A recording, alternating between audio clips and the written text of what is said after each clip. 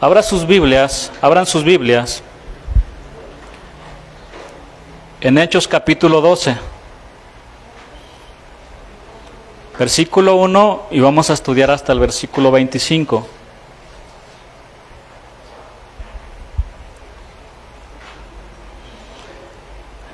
Este ya es nuestro tema número 24.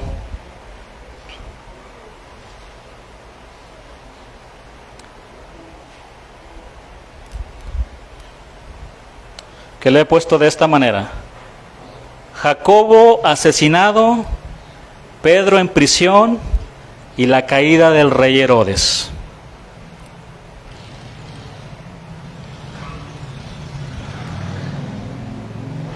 Le mandamos un saludo a los que nos estén viendo. Se están transmitiendo las enseñanzas en vivo por Facebook. Así que no se duerma, hermano, porque va a salir ahí en Facebook. Tengan cuidado. ¿Ya lo tiene ahí? Hechos 12. Muy bien. Los tres protagonistas de esta enseñanza son Jacobo, hermano del apóstol Juan. Tenemos a Pedro y a Herodes Agripa I, el rey Herodes. Bueno, por un lado tenemos a dos hombres santos de Dios y por el otro a un hombre soberbio, sanguinario y violento. Jacobo y Pedro fueron dos hombres justos. Sus vidas fueron como árboles plantados junto a corrientes de aguas y que dieron su fruto a su tiempo, como dice el Salmo 1. Bueno, Dios llevó a estos dos varones al terreno del quebranto para formar en ellos hombres humildes y fieles al Señor hasta el final de sus vidas. Todo lo contrario, este rey Herodes fue como el tamo que arrebata el viento que lo llevó a las mismas prisiones del infierno. Fue un hombre soberbio y que mataba únicamente para satisfacer sus deseos sanguinarios, como lo vamos a ver en esta enseñanza. Vamos al versículo 1, Hechos 12, versículo 1. En aquel mismo tiempo, el rey Herodes echó mano a algunos de la iglesia para maltratarles, para herirlos, para lastimarlos, para injuriarlos. Es lo que significa la palabra en el griego. Ahora, en el comienzo de este versículo, el gran historiador y médico Lucas nos ubica en el tiempo donde se desarrolló una persecución a muerte que se levantó contra los apóstoles del Señor. Fue en el tiempo del rey Herodes. ¿Quién era este rey Herodes? El aludido aquí es Herodes Agripa I, nieto de Herodes el Grande, quien se hizo llamar el rey de los judíos. Bueno, este hombre, su abuelo, Herodes el Grande, mató a una de sus esposas, a su madre y a sus 3 hijos. El asesinato más bárbaro de Herodes el Grande fue la matanza de niños inocentes cerca de Belén. Con esta acción, lo que él estaba buscando era matar al verdadero rey de los judíos. ¿Recuerdan lo que dice la palabra? Bueno, Herodes Agripa I, además era sobrino de Herodes Agripa, quien mandó a asesinar a Juan el Bautista. En resumen, hermanos, Herodes Agripa I llevaba en su sangre todo este tipo de violencia. Llevaba en su sangre toda esta violencia que tenía su descendencia, ¿no? Sus antepasados, perdón. Algunos historiadores confiables mencionan que este rey, después de la muerte de su madre, llevó una vida desordenada y aventurera, y uno de sus compañeros de su vida loca, así como andan algunos con su vida loca, fue un emperador romano, su nombre Julio César Augusto, mejor conocido como Calígula. Bueno, este rey cruel y despiadado fue el que comenzó una persecución contra la iglesia del Señor para ganar el favor de los judíos en Jerusalén. Vamos al versículo 2. Y aquí nos centramos en Jacobo. Hechos 12:2 dice: y mató a espada a Jacobo, hermano de Juan. Herodes sabía unir la vida disoluta en su corte con la apariencia de la más estricta fidelidad a la ley y formas de los judíos. para ganarse la disposición de ellos, procuró actuar contra los apóstoles como figuras visibles y líderes de la iglesia cristiana. Hermanos, el enemigo de nuestras almas sabe que si hiera a los pastores, las ovejas serán dispersadas. En su degradante y perversa actuación, mandó degollar a Jacobo, el hermano de Juan, uno de los hijos del trueno. Recordemos que previamente los hijos del trueno le habían pedido a nuestro Señor Jesús un puesto de honor en su reino. Y fue en ese momento que el Señor les dijo, no saben lo que están pidiendo. Y les preguntó, ¿podéis beber del vaso que yo he de beber y ser bautizados con el bautismo con que yo soy bautizado? Y ellos dijeron, podemos. En aquel momento ellos no habían entendido la dimensión del sufrimiento al que se refería el Señor Jesús. No entendieron que la glorificación del Rey iba precedida de un bautismo, en donde el Señor sería sumergido en un tremendo sufrimiento. Es lo que significa bautismo, sumergir completamente. Ellos estaban pidiendo gloria, pero desconocían que para llegar a la gloria, primero hay que caminar un largo y sinuoso camino lleno de sufrimiento. Hechos 14:22, hermanos, dice lo siguiente: es necesario que a través de muchas, no pocas, de muchas tribulaciones entremos en el reino de Dios. Alguien escribió una canción que dice así: queremos ver las rosas, pero espinas no sentir, y sin pagar un precio, coronas recibir. Qué fácil. No queremos pagar un precio. Desconociendo sin duda el alcance de sus palabras, Juan y Jacobo respondieron, podemos, quizás con arrogancia y mucha confianza en sí mismos. Fue así como Jacobo fue bautizado.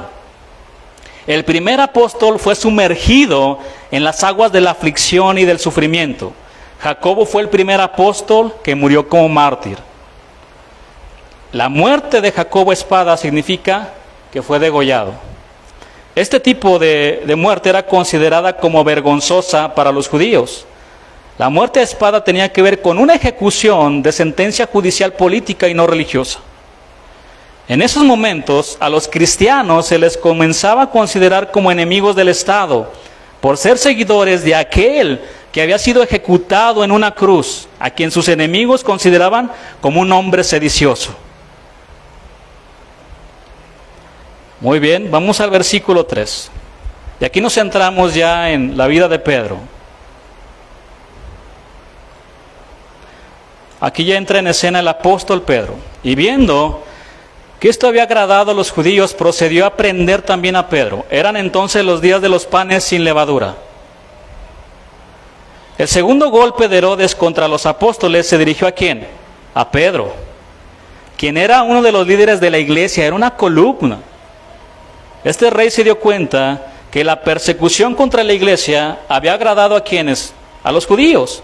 Que de paso es importante mencionar que la dinastía de Herodes había tenido problemas con los judíos, especialmente con los líderes religiosos.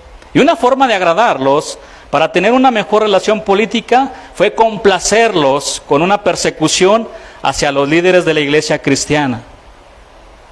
Sin duda, Pedro era una de las figuras más destacadas de la iglesia en Jerusalén. Y era el siguiente objetivo del rey Herodes para continuar con una persecución sanguinaria. Su intención también era matarlo como lo había hecho con Jacobo. Lucas concreta la fecha que aquello tuvo lugar, diciendo que fue en el día de los panes sin levadura, fiesta que se unía con la fiesta de la Pascua que ya estudiamos.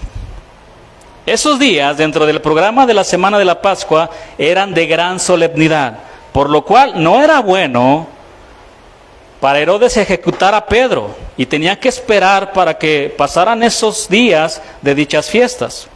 Y Pedro, hermano, seguramente él meditaba mucho en su corazón, ya que por aquellos mismos días habían llevado a su maestro a prisión para después ejecutarlo. Seguramente lo recordaba. Versículo 4. Y habiéndole tomado preso, le puso en la cárcel, entregándole a 4 grupos de 4 soldados cada uno para que le custodiasen y se proponía sacarle al pueblo después de la Pascua. Herodes consideró necesario retrasar la ejecución de Pedro hasta después de la fiesta de la Pascua, porque Pedro era un preso muy importante para él, por lo cual lo custodió con toda seguridad. Generalmente en aquellos días se mantenía al preso en la cárcel hasta el día del juicio, del que podía salir libre o ser condenado. Esto incluía la pena capital. Herodes pensaba celebrar el juicio delante de todo el pueblo para poder acusar a Pedro y sentenciarlo a muerte, lo que traería mucha felicidad a quienes, a los judíos, al liderazgo religioso. Herodes encarceló a Pedro en una prisión de máxima seguridad. No quería que se le escapara. ¿Sabía usted que la prisión federal ADX Florence, que se encuentra en los Estados Unidos, es considerada la prisión de máxima seguridad de todo el mundo? La máxima. Se construyó específicamente pensando en los criminales más peligrosos, no solo de los Estados Unidos, sino del mundo entero, especialmente para terroristas. Y para orgullo de todo México, ahí se encuentra, adivinen quién, Joaquín Guzmán, el Chapo. Esta prisión tiene cerca de 490 celdas individuales, construidas enteramente de hormigón, de 2 por 3 metros aproximadamente. Son celdas muy pequeñas. Además, las celdas cuentan con duchas automatizadas, televisor y una sólida estructura de hormigón donde duermen. Las celdas están insonorizadas. ¿Qué significa esto? Que evitan que el sonido salga al exterior y viceversa. Esto para evitar que los reos se comuniquen entre sí. Sus señales. Y tiene una pequeña ventana o ranura de aproximadamente 107 centímetros de alto por 10 centímetros de ancho. Los presos pasan 23 horas del día en confinamiento. Sin embargo, se les permite 1 hora de recreación diaria donde pueden hacer ejercicio. Esto lo realizan en una celda construida de metal situada estratégicamente en un patio, rodeada de muros de 6 metros de altura.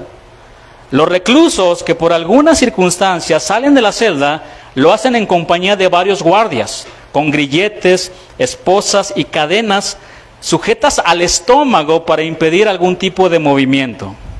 La prisión cuenta con 1,400 compuertas de acero controladas por control remoto, alambre de púas que se elevan a 12 pies de altura en la parte exterior, rayos láser, cámaras, perros guardianes, una docena de torres que se elevan por varios metros de altura con francotiradores y un sistema especial de seguridad por fuera de la cárcel. Por su extrema seguridad y la arquitectura empleada en su construcción, ningún prisionero ha logrado escapar o realizar un intento de fuga. Por eso es considerada como la cárcel de máxima seguridad de los Estados Unidos y del mundo. A ver que vayan los hijos del Chapo a rescatarlo. Aquí en México, qué triste. Allá los policías ejecutan la ley, son honestos, no son corruptos, habrá uno que otro. Estaba precisamente viendo un video donde un hombre casi de 2 metros, fornido, lo querían detener y había pues como 10 policías, pero llegaron más. Allá sí llegan de inmediato, no como acá que les hablas y llegan al día siguiente, ya cuando la persona está muerta, ¿no? De inmediato llegaron y salió otro grande igual que él y entre 10 se le aventaron, lo tumbaron a este hombre gigante. No, ya es otra cosa, hermanos.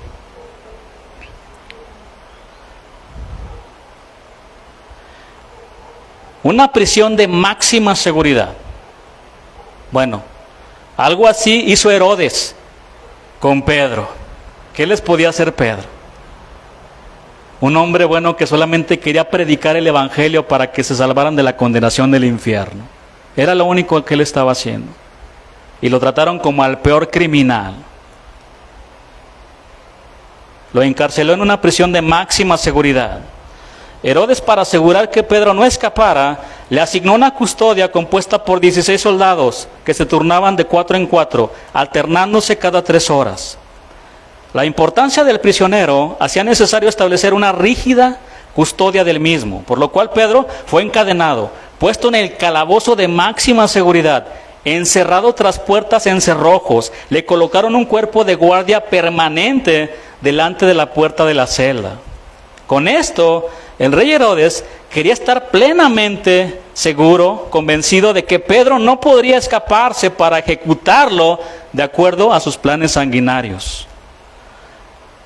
La intención de Herodes era sacar a Pedro ante el pueblo. Luego de la Pascua, juzgarlo y sentenciarlo a muerte. Esos eran sus planes. Pero Dios tenía otros planes. Aquella ocasión era esperada con mucho interés, con mucho deseo. Por eso lo aseguró de manera que no pudiera escapar. Vamos al versículo 5. Así que Pedro estaba custodiado en la cárcel, pero la iglesia hacía sin cesar oración a Dios por él. Mientras Pedro seguía en la cárcel, el médico Lucas nos dice que la iglesia hacía una oración incesante a Dios, intercediendo por su hermano y pastor Pedro. Todos se juntaron a orar por él. Hermanos, lo que más necesita el pastor de su iglesia son sus oraciones, ¿sabían? El enemigo sabe que si toca a los líderes, que si hiere a los líderes, las ovejas se dispersan.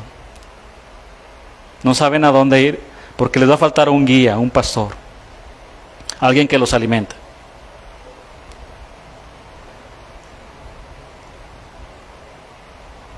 Si algo Herodes desconocía, era el poder de la oración de los cristianos.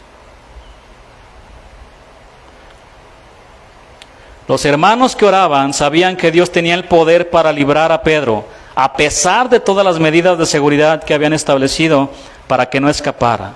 La oración de la iglesia era insistente, hecha con todo el corazón y en plena certidumbre de fe, que imploraba desde la impotencia humana, porque a veces así nos sentimos, desde la impotencia humana, que Dios manifestara su omnipotencia en la liberación del apóstol Pedro. La misma palabra que usó Lucas para definir la oración de la iglesia es la misma que él utilizó en su evangelio para referirse a la oración del Señor Jesús. ¿Dónde? En el huerto de Getsemaní. Y oraba intensamente. ¿Y cómo eran su sudor? Como gotas que se mezclaban con sangre. ¿Cuántos saben que la oración del justo puede mucho? Hermanos, Dios responde a nuestras oraciones.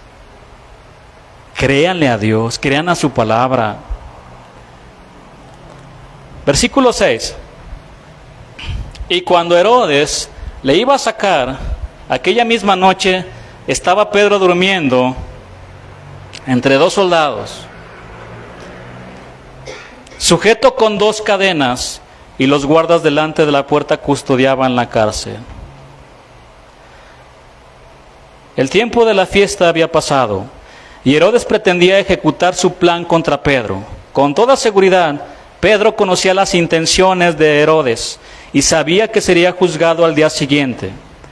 No cabía duda para él que la sentencia sería la misma que recibió su compañero de batallas, Jacobo. Es decir, también sería condenado a muerte. Sin embargo, en vísperas de su juicio, Pedro ya no era el mismo que en un grito de desesperación le dijo al Señor: sálvame, cuando fue a él caminando sobre las aguas. Este Pedro, la Escritura dice que descansaba tranquilamente como el Señor Jesús en la barca. Durmió plácidamente entre 2 soldados y atado con cadenas, sabiendo que posiblemente al día siguiente lo iban a ejecutar. ¿Quién puede estar tranquilo así, hermanos? Él podía dormir porque su confianza estaba ¿en quién? En el Señor. Sabía que su Dios era soberano y que su vida estaba en las manos de Dios. Mientras los enemigos lo vigilaban, Pedro dormía confiando en Dios como un bebé. Él podía dormir tranquilo porque sobre él velaba el Señor que sostiene el mismo universo. Allí en la cárcel el apóstol Pedro recordaba los salmos. Yo me acosté y dormí y desperté porque Jehová me sustentaba. En paz me acostaré y asimismo dormiré, porque solo tú, Jehová, me haces vivir confiado. Alzaré mis ojos a los montes. ¿De dónde vendrá mi socorro? ¿De dónde? ¿De Estados Unidos? Viene de Él. Muchos alzan sus ojos, pero para Estados Unidos, ¿verdad? Mi socorro viene de allá. Alzaré mis ojos a los montes. ¿De dónde vendrá mi socorro? Mi socorro viene de Jehová, que hizo los cielos y la tierra. Imagínense la revelación de este salmista. Mi Dios que hizo los cielos y la tierra. Ese es mi Dios. No dará tu pie al resbaladero, ni se dormirá el que te guarda. He aquí, no se adormecerá ni dormirá el que guarda a Israel. Qué glorioso. La seguridad establecida en la cárcel era absoluta. Pedro encadenado, 2 soldados a su lado, y delante de la puerta de su calabozo otros 2 soldados velaban continuamente.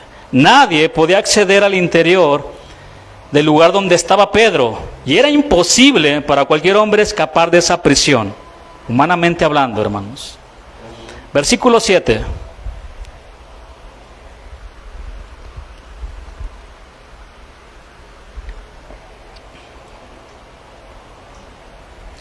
Y aquí que se presentó un ángel del Señor, y una luz resplandeció en la cárcel, y tocando a Pedro en el costado le despertó, diciendo, levántate pronto, y las cadenas se le cayeron de las manos.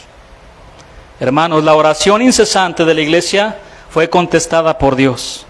El Señor intervino como otras tantas veces, en el momento de mayor peligro y dificultad. Pedro iba a ser juzgado conforme a los planes y propósitos de Herodes, para después ser condenado a muerte. En el último momento, cuando ya estaba llegando la mañana, Dios envió a un ángel, un mensajero, a la celda de Pedro. Y la presencia de este mensajero se manifestó por la luz que brilló en el calabozo de Pedro. El apóstol estaba durmiendo plácida y profundamente, de tal manera que tuvo que ser despertado por el ángel. Lo tocó, le dio un golpecito leve en el costado. Despierta, Pedro. La acción de despertarlo fue acompañada de un mandato que lo instaba a levantarse con rapidez. Esto no significa que tenía una urgencia porque había dificultades para salir de la cárcel y que el tiempo para hacerlo era corto. La idea es que, dormido profundamente, debía despertarse con rapidez preparándose para la liberación. La Escritura dice que tenía las manos sujetas con cadenas, las cuales, hermanos, generalmente estaban firmemente ancladas a la pared de la celda, permitiendo al prisionero un muy corto espacio de movimiento. Pero en los planes de Dios, Él ya había establecido liberar a su heraldo, a su proclamador del Evangelio. Esas sólidas cadenas, Dios con su poder las hizo trizas para liberar a Pedro. El prisionero estaba libre para moverse, era un preso sin cadenas. Herodes había pensado retenerlo para después acabar con su vida, pero Dios, el que mora en los cielos, miró sus planes y se burló de ellos. Por eso el Salmo 2:4 dice, el que mora en los cielos se reirá, el Señor se burlará de ellos. ¿Quieren hacer reír al Señor? ¿Quieren hacer reír? Cuéntenle sus planes, sus visiones. Los planes de Él son mejores, hermanos. Los planes del Señor aplastan los planes de los hombres. Herodes tenía un plan: ejecutar a Pedro, terminar con su vida. Pero Dios tenía otro plan: rescatarlo.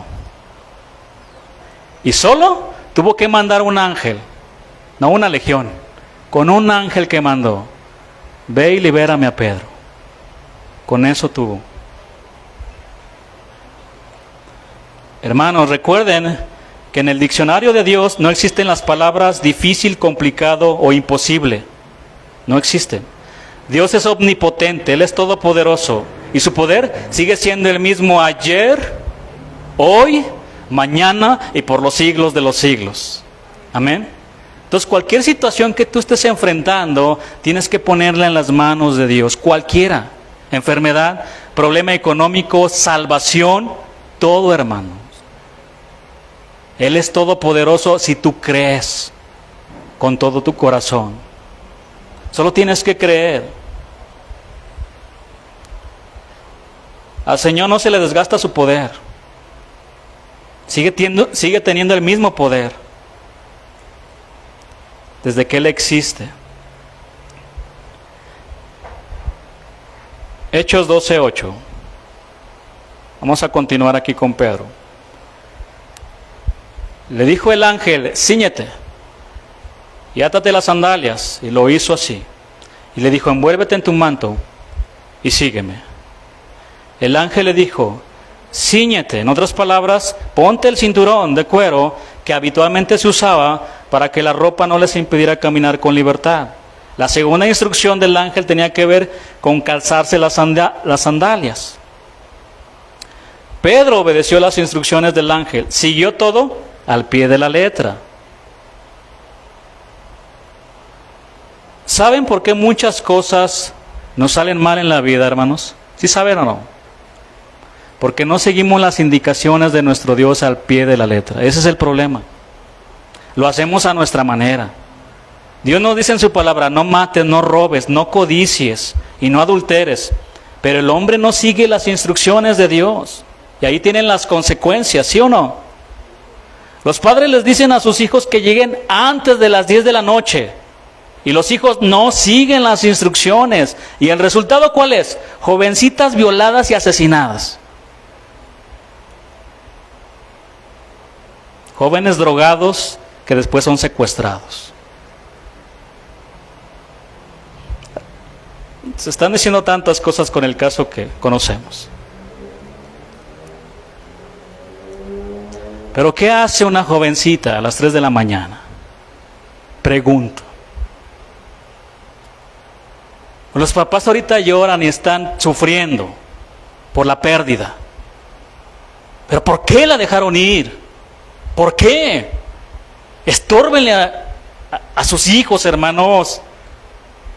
Estorben sus vidas. No, es que no me tienen que hacer nada ya. Estás en un mundo violento, sanguinario, que no tiene piedad.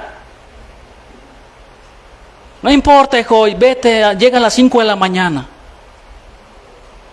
No se sorprendan que el día de mañana les entreguen los restos de sus hijos. No se sorprendan si ustedes son unos padres permisivos. Y que Dios me dé sabiduría a mí y que me ayude. Es el pecado, hermanos, el problema. Ya se dieron cuenta, es el pecado. Vimos la obra. Un viaje al corazón de un hombre malo. ¿Qué hay en ese corazón? Adulterios, fornicaciones, mentiras, chismes, de todo hay. De todo tipo de maldad. Jóvenes, obedezcan a sus padres lo que dice la palabra. Sean o no sean cristianos, obedezcan a sus padres. Es increíble, hermanos. No, es que fueron ellos, fue el pecado. Y los papás que lo dejaron, tantas versiones que se escuchan. Tantas versiones.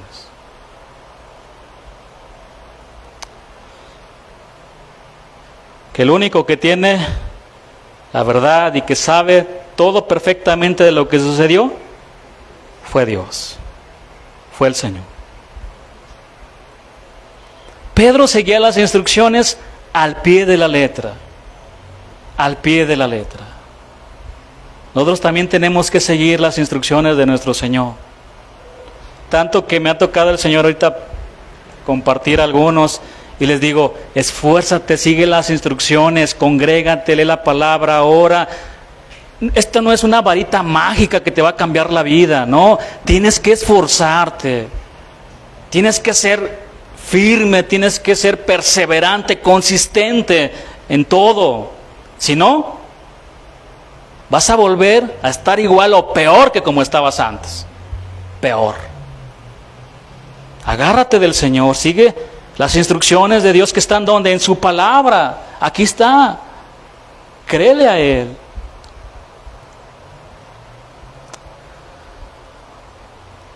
Versículo 9. Y saliendo le seguía, pero no sabía que era verdad lo que hacía el ángel, sino que pensaba que veía una visión. Pedro, asombrado por lo que estaba pasando, solo se limitaba a seguir al ángel. El portento era tan grande de tal manera que el apóstol pensaba que estaba viendo una visión, como la que tuvo en la azotea cuando subió a orar, donde Dios le mostraba los animales para que comiera. Ya lo estudiamos también. Con todo, viendo cómo las puertas se le abrían y los guardias que no se percataban de lo que estaba ocurriendo, tuvo que tomar conciencia de que aquello era un hecho milagroso, de que no era una visión. Mejor se levantó todavía con sueño, no entendía muchas cosas, estaba muy dormido. Pero poco a poco iba entendiendo que no era una visión. El milagro era tan grande para Pedro que no era una visión, sino una admirable realidad. Versículo 10. Habiendo pasado la primera y la segunda guardia, llegaron a la puerta de hierro que daba a la ciudad, la cual se les abrió por sí misma. Y salidos, pasaron una calle y luego el ángel se apartó de él. Pasaron por la primera y segunda guardia sin ningún problema. Y llegaron hasta la puerta de la entrada, la cual era de hierro. Ni siquiera tocaron la puerta. El verso que leímos dice que se abrió por sí misma, es decir, automáticamente. Como en las puertas que conocemos el día de hoy, que se abren cuando tú te acercas a ellas. Así se abrió esta puerta para que pasaran el ángel y Pedro. Bueno, ¿ya se dieron cuenta que nuestra tecnología está obsoleta? Se abrió automáticamente, como una puerta de sensor que detecta la presencia.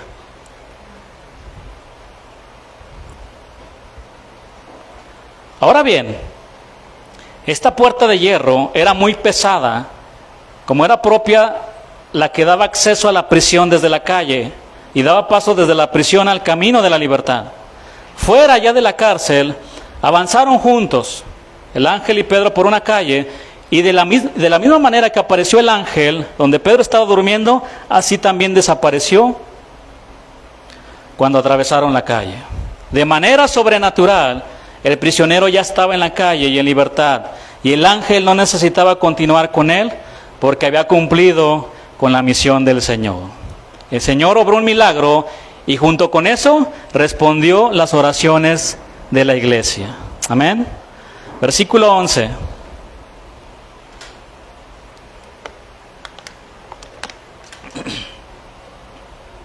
Entonces Pedro, volviendo en sí, dijo: ahora entiendo que verdaderamente que el Señor ha enviado su ángel y me ha librado de la mano de Herodes y de todo lo que el pueblo de los judíos esperaba. Pedro había seguido al ángel pensando que se trataba de una visión. Ahora estaba bien despierto y entendió claramente lo que había sucedido.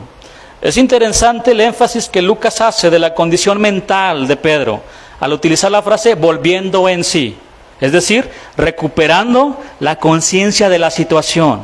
Aquello no era una visión, sino una magnífica realidad. La confusión que estaba en su mente había desaparecido. El apóstol ahora tenía una comprensión clara del milagro que Dios había obrado a su favor.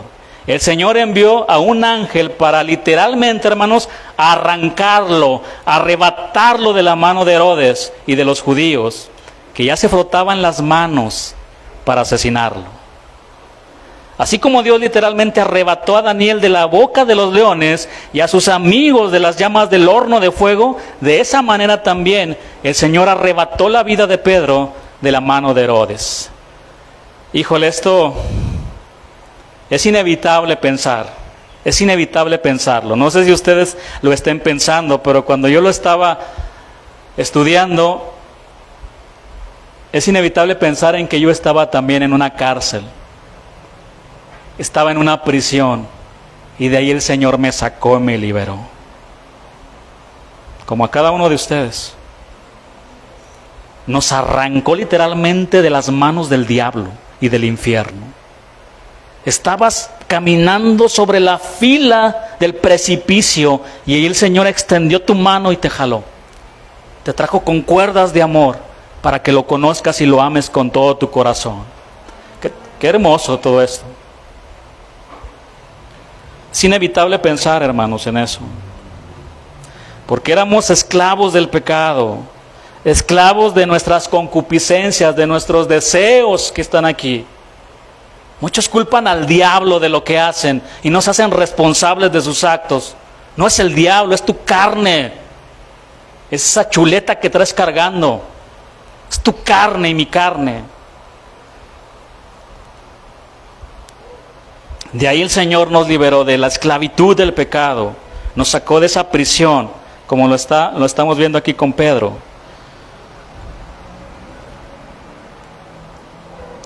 Versículo 12. Y habiendo considerado esto, llegó a casa de María, la madre de Juan, el que tenía por sobrenombre Marcos, donde había muchos, estaban reunidos. ¿Qué estaban haciendo? Orando. Estaban orando. No fueron a hablar mal del pastor, no se reunieron ahí. Oye, es el pastor, ya viste que se equivocó en esto. ¿No has notado en el pastor? Estaban reunidos orando por Pedro. Bueno, consciente ya de la realidad, Pedro se dirigió a la casa de María, la madre de Juan Marcos. Esa es la primera vez en el libro de Hechos que aparece este hombre, Marcos, y que va a aparecer más adelante. Bueno, la casa de María era muy espaciosa, lo que permitía que varios creyentes ahí se podían congregar. En ese entonces todavía se desconocían los edificios construidos para la reunión de los cristianos. Por eso se reunieron en la casa de esta mujer. ¿Sí? Ahora ya tenemos una iglesia y podemos reunirnos aquí. Pero en aquel entonces todavía no existía. Se reunieron en la casa de esta mujer para orar. Ese era el propósito principal, la oración. Ahí la iglesia, en la casa de María, ¿qué estaba haciendo? Orando incesantemente por Pedro. Vamos al versículo 13. Cuando llamó Pedro a la puerta del patio, salió a escuchar una muchacha llamada Rode. Pedro por fin llegó a la casa de María. El apóstol llamó golpeando la puerta y Rode fue la primera en escuchar la voz de Pedro, quien de asombro y gozo, la escritura dice, que no le abrió la puerta. Vamos a verlo en el siguiente versículo, que es el 14.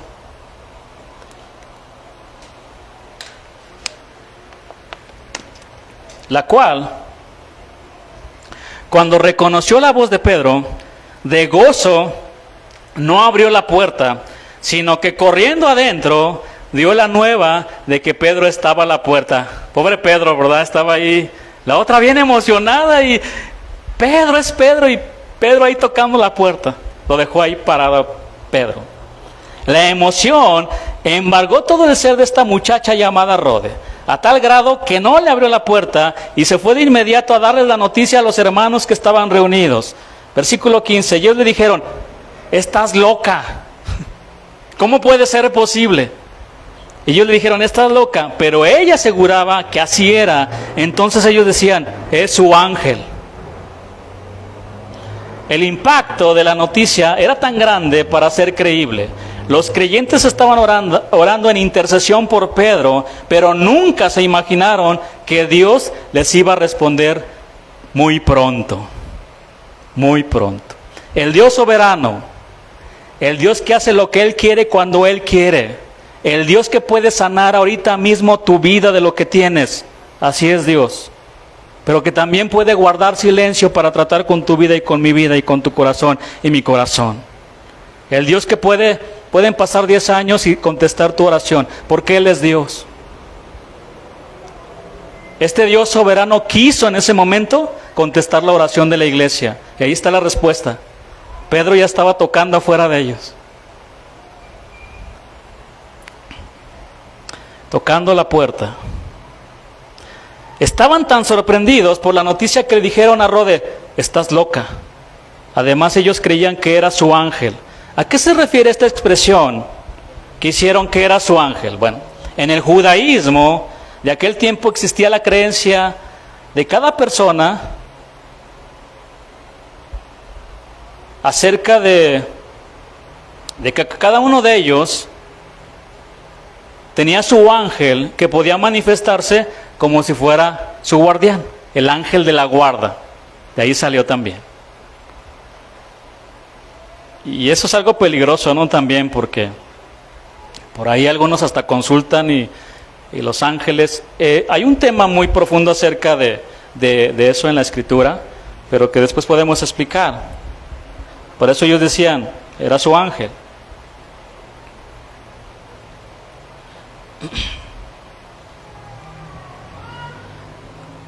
Ahora, nuevamente es importante señalar que la iglesia oraba fervientemente, pero no esperaban una respuesta tan inmediata.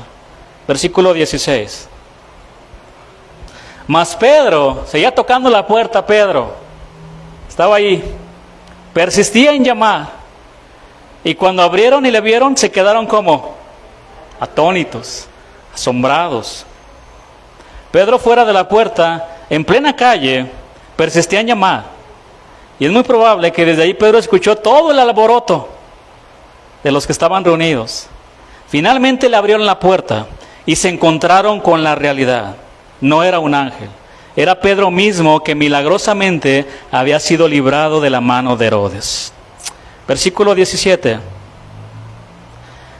Pero él, haciéndoles con la mano señal de que callasen, como diciendo, ya, tranquilos, tranquilos, sí soy yo. Les contó cómo el Señor le había sacado de la cárcel y dijo, haced saber esto a Jacobo, este es otro Jacobo, no al que mataron a espada, y a los hermanos, y salió y se fue a otro lugar. Todo el auditorio estaba alterado, conmocionado y conmovido por la presencia de Pedro. Y unos otros no cesaban de hablar. Unos alababan y daban gloria a Dios. Otros se abrazaban de felicidad y de gozo. Pedro tuvo que calmarlos. Les hizo unas señales con las manos y les dijo cómo el Señor lo había librado de la cárcel. Es evidente que Jacobo, el hermano del Señor Jesús, ¿y sabían que Jesús tuvo hermanos en la carne en la tierra? Lo dice la Escritura. Él era uno de ellos. Por eso la Virgen fue virgen, ¿verdad? Hasta que no tuvo relaciones sexuales, porque tuvo más hijos. Ella misma imploraba por la salvación al Señor. La Virgen María, Miriam en el hebreo.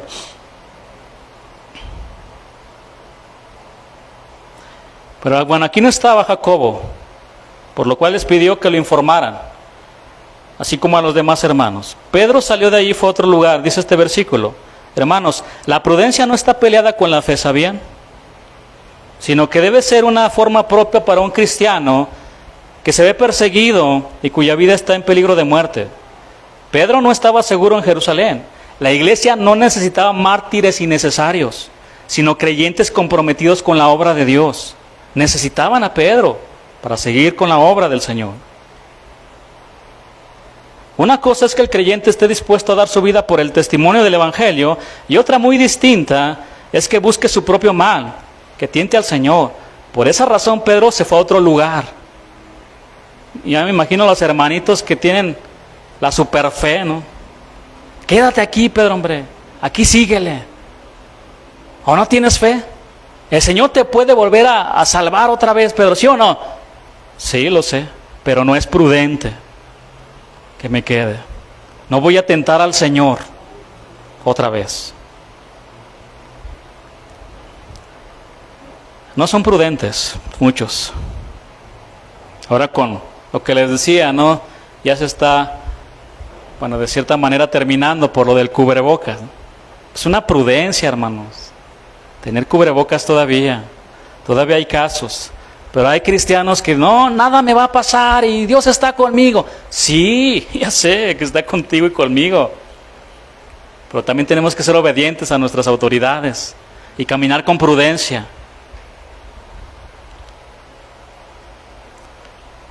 Versículo 18. Luego que fue de día, hubo no poco alboroto entre los soldados sobre qué había sido de Pedro. La mañana trajo consigo la evidencia de la desaparición de Pedro.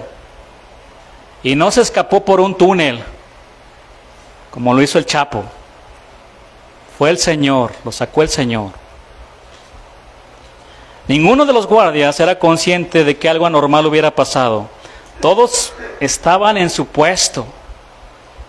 Atendieron bien todas las instrucciones. Aseguraron todo. Pero a pesar de todo, el preso ya no estaba en la cárcel.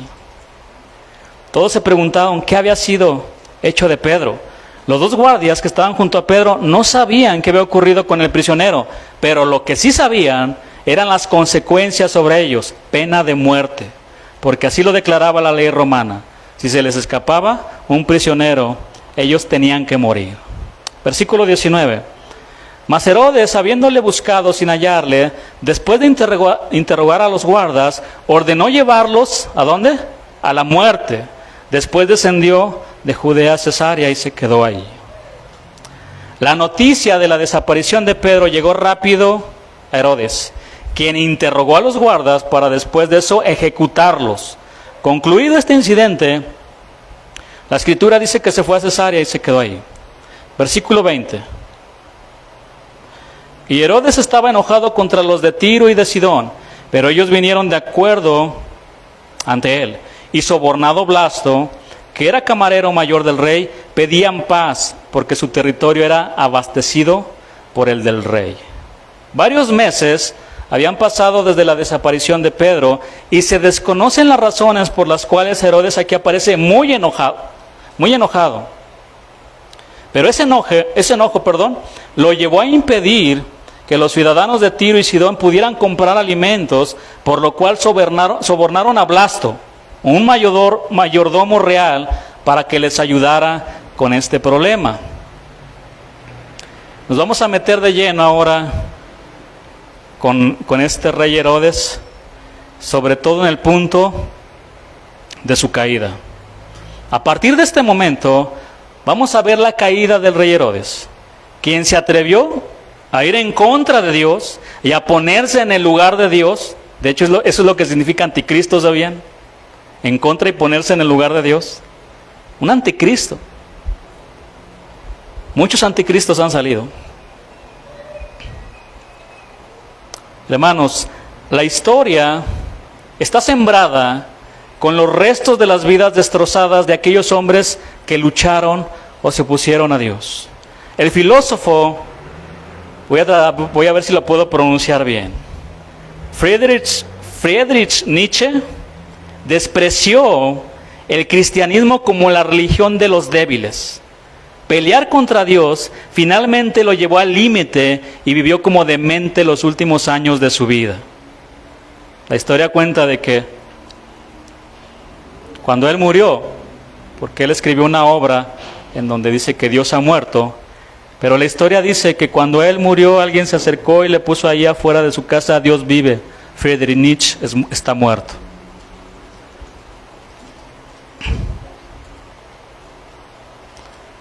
El novelista Sinclair Lewis, ganador del Premio Nobel de Literatura en 1930, también creyó que podía pelear contra Dios. En su novela Elmer Gantry se burló del cristianismo, se mofó, se burlan, son escarnecedores. Por ahí andan muchos.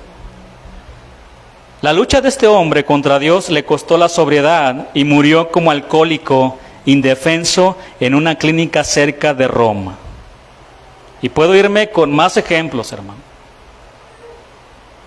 Ahí está ese hombre que dijo: yo soy más famoso que Jesucristo también. ¿Y cómo murió? Bueno, en la época del Nuevo Testamento hay una familia que destaca en la batalla contra Dios, la de Herodes. Y vamos a ver cómo fue la caída del rey Herodes Agripa I. Versículo 21.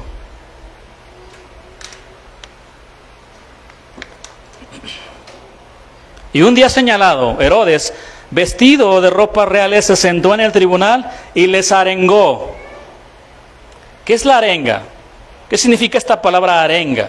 Significa un discurso pronunciado para enardecer los ánimos de los oyentes. El día señalado o acordado era una fiesta de honor del emperador Claudio, tal vez su cumpleaños o el aniversario de su proclamación como emperador. En esa ocasión Herodes se presentó en el teatro al principio del día, vestido con ropas reales, que eran confeccionadas con bordados de plata que reflejaban la luz del sol y producían el efecto de hacer luminoso el rostro del rey. Imagínense aquellos tiempos. El historiador Josefo describió este suceso de la siguiente manera. Agripa exhibió espectáculos en honor de César, sabiendo que esto se celebraba como festival por su bienestar. Se reunió en esa ocasión gran cantidad de funcionarios providenciales y otros de posición distinguida. El segundo día de la fiesta, Agripa usó vestiduras confeccionadas totalmente de plata, de un tejido maravilloso, y entró al teatro al despuntar el alba.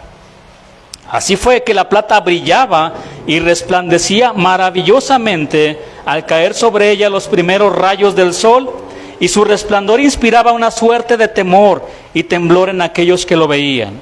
Inmediatamente sus aduladores exclamaban desde varias direcciones que no le hicieron ningún bien, porque lo invocaban como un dios. Sé propicio a nosotros, decían.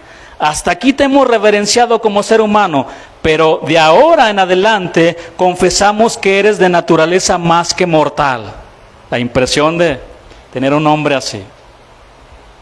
Bueno, habiendo entrado en el teatro con sus vestiduras espléndidas, se sentó en el tribunal, el lugar que era reservado para los reyes, para el representante imperial o el emperador. Desde esa posición y con aquel atuendo arengaba a las gentes reunidas allí, y de forma más directa a los representantes de los tirios y sidonios, que habían venido para procurar solucionar el problema que tenían con el rey. Versículo 22.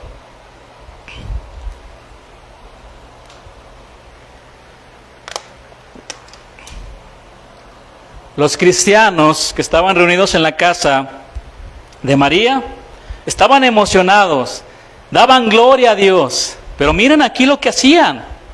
Estaban dando gloria a un hombre. Vean, y el pueblo aclamaba gritando, voz de Dios. ¿Cómo está en su Biblia esa palabra, Dios? ¿Mayúscula o minúscula? ¿Mayúscula? ¿Minúscula? A ver, levante la mano porque ya me confundieron a mí aquí también. ¿Minúscula, mayúscula? ¿Cómo está en la Biblia? ¿Minúscula? Mayúscula. Bueno. Voz de Dios y no de hombres. Otras versiones dicen, el pueblo gritaba, el que habla es un Dios, no un ser humano. Otra versión dice, entonces la gente empezó a gritar, Herodes Agripa, tú no hablas como un hombre, sino como un Dios. Lucas nos dice la causa de la conmoción del pueblo congregado en el teatro en aquella ocasión. Posiblemente la apariencia del rey con las vestiduras reales, resplandeciendo a la luz del sol, unido a la arenga que pronunciaba, les llevó a glorificar su persona, aclamándolo como si se tratara de un dios. La multitud reunida en el teatro se dirigían a Herodes Agripa como si se tratara de un ser divino. El perverso rey no remedió la situación, sino que se llenó de orgullo y aceptó complacientemente un homenaje perverso, hermanos. El tirano, sanguinario y perseguidor de los cristianos, manifestaba su condición altanera, por lo cual no temía a Dios ni a los hombres, sin darse cuenta que Dios resiste a los soberbios. Versículo 23. Al momento, un ángel del Señor le hirió, por cuanto no dio la gloria a Dios, y expiró comido de gusanos. La multitud reunida clamó a Herodes. Estaban alabando a un hombre, adorando a un hombre, y él no se los impidió. Hermanos, pero arriba de todos los hombres está el gran Rey de Reyes y Señor de Señores, que no comparte su gloria con nadie. Yo, Jehová, este es mi nombre, y a otro no daré mi gloria, ni mi alabanza a las esculturas. Es lo que dice Isaías 42:8. Él no comparte su gloria con nadie. Y Dios es el único digno de toda suprema alabanza y adoración. Él es el único, nadie más. Nadie más. Nómbrame a cualquier hombre elocuente, nómbrame al que tú gustes. El único que merece toda la gloria es nuestro Señor Jesús. Amén. Dele un aplauso al Señor y la gloria a Él, porque Él se merece la gloria.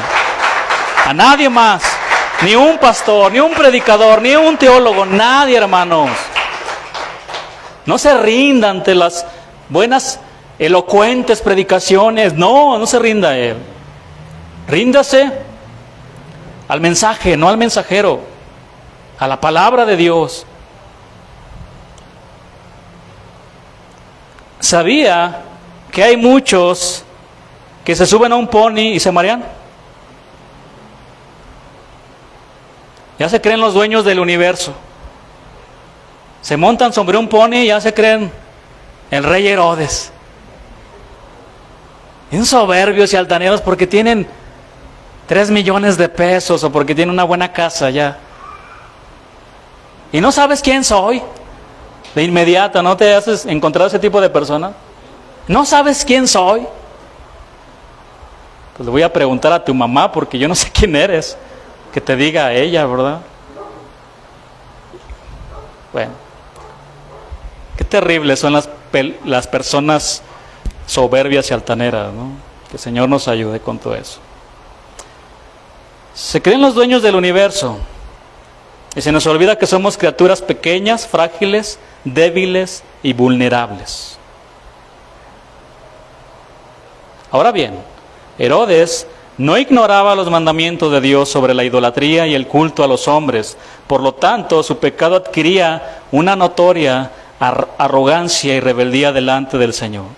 Así que cayó el juicio de Dios sobre él. Y la caída de este rey era inminente. Dios mandó un ángel para herirlo mortalmente. Lucas describe que fue comido por gusanos. Esto no se refiere a que en ese momento ocurrió, sino que pasó un tiempo después. Porque el historiador Josefo dice que en aquellos momentos sobrevino al rey un fuerte dolor abdominal, que requirió ser llevado al palacio muriendo 5 días después, en medio de grandes dolores. A pesar de toda su pompa y majestad, sufrió una muerte vergonzosa. Sus vestidos reales, de plata, de perlas preciosas, fueron también comidos por los gusanos. Ya ven, hermanos, la gente se pelea por un pedazo de tierra. Y ya lo hemos dicho, cuando alguien muere, se desata la violencia por un pedazo de tierra, por una cosa. Qué terrible es ver eso. Y después entre familia, entre hermanos, entre tíos que debemos procurarnos. Hazte un lado porque la sangre va a botar por todos lados.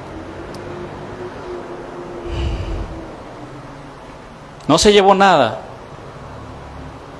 Sus vestidos, su pompa, su majestad se terminó.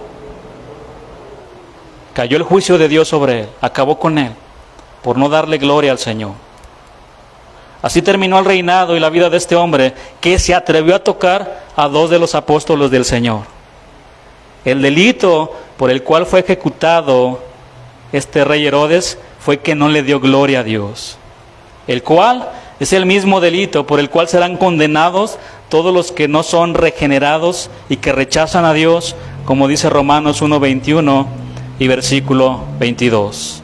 Pues habiendo conocido a Dios, no le glorificaron como a Dios, ni le dieron gracias, sino que se envanecieron en sus razonamientos, y su necio corazón fue entenebrecido. Profesando ser sabios, se hicieron necios. Vamos a la parte final ya de la enseñanza. Hechos 12:24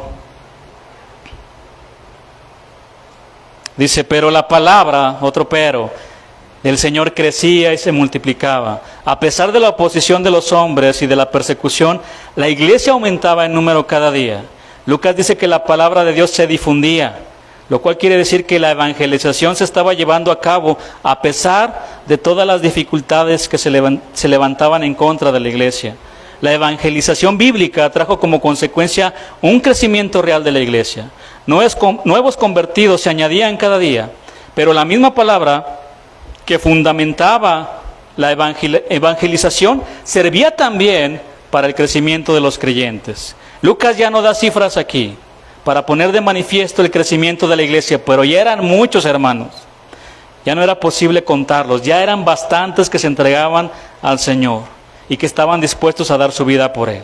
Hechos 12:25 dice, y Bernabé y Saulo, cumplido su servicio, volvieron de Jerusalén, llevando también consigo a Juan, el que tenía por sobrenombre Marcos, el mismo Marcos que vimos en la casa de María. Como ya lo vimos, Lucas nos mencionó que Bernabé y Saulo estaban en Antioquía, quienes llevaron una ofrenda destinada a los creyentes que vivían en Judea para ayudarles a enfrentar la gran hambruna que profetizó ¿quién? Agabo. ¿Recuerdan al profeta Agabo? Bueno, el regreso de Saulo y Bernabé se sitúa luego de la muerte de Herodes Agripa.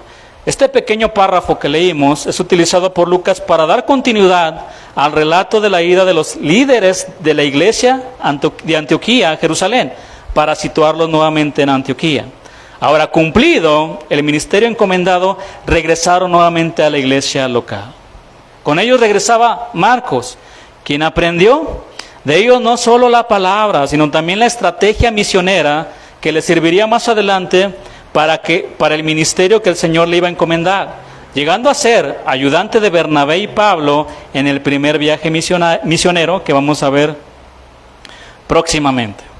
Déjenme terminar con una reflexión sobre Jacobo, Pedro y Herodes.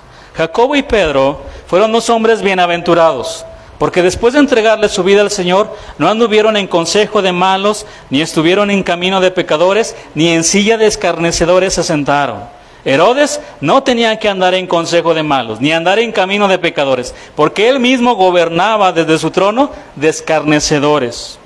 Jacobo y Pedro eran hombres que se deleitaban en la ley de Jehová y meditaban en ella día y noche, día y noche. Aún en los tiempos más difíciles de su vida.